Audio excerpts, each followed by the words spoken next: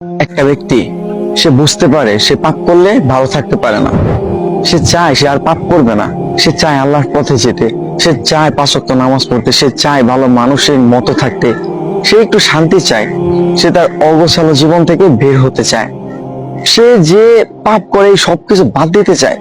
কিন্তু এরপরও মানুষের ধোঁকা, নিজের পরিবেশ, শয়তানের ধোঁকা, নিজের নফসের ধোঁকা, এই সবকিছু মিলে পাপ করে ফেলে। জানেন, এরকম অনেক ব্যক্তি আছে যারা এই অবস্থার মধ্যে আছে যে সে পাপ করতে চায় না, সে পাপের মধ্যে যেতে চায় না, কিন্তু এরপরও নফসের ধোঁকা, শয়তানের ধোঁকা, আজে বাজে মানুষদের সাথে মিশে বিভিন্ন ধোঁকায় পড়া, এই সবকিছুর কারণে সে পাপ করে ফেলে, সে ভুল করে ফেলে।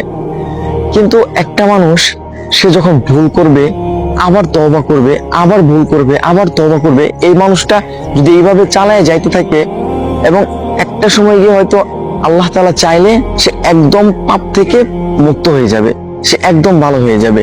একটা সময় সে একদম পাপ ছেড়ে দিবে। একটা মানুষ সে পাপ করতেছে, কিন্তু সে যে পাপ করতেছে এটা সে ভাবতেছে না, এটা ভুলটাকে সে ভুল মনে করতেছে না, পাপটাকে সে পাপ মনে করতেছে না।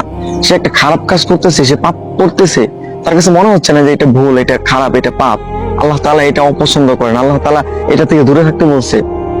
এই মানুষটা যদি পাপ করার সাথে সাথে এইরকম চিন্তা করে আর মাফ না চায়, তাহলে এই মানুষটাই মূলত পাপের কারণে ধ্বংস হয়। এই ধরনের মানুষ, হ্যাঁ, এই ধরনের মানুষ মূলত পাপের কারণে ধ্বংস হয়। কিন্তু যেই মানুষগুলা পাপ করে আবার আল্লাহ তাআলার কাছে মাফ চায়, সে পাপের জন্য তওবা করে, সে আল্লাহ তাআলার দিকে ফিরে যেতে চায়, এই ধরনের মানুষ ইনশাআল্লাহ একটা সময় গিয়ে সে ধীরে ধীরে ধীরে ধীরে যখন পাপ করে আবার আল্লাহ তাআলার কাছে মাফ চায়, তখন এই যে তার এইভাবে চলতে থাকে, তখন না সে একটা সময় গিয়ে বুঝতে পারে যে আসলে পাপ করার যে খারাপ প্রতিক্রিয়াগুলো আছে সেইগুলা কি। প্রত্যেকটা পাপ আর প্রত্যেকটা খারাপ কাজের বাজে একটা প্রভাব আপনার জীবনের উপর পড়বেই পড়বে। সুতরাং আপনি পাপ করতেছেন, আপনি ভুল করতেছেন, আপনি ভালো হতে চাচ্ছেন, এইটা একটা ভালো অভ্যাস যে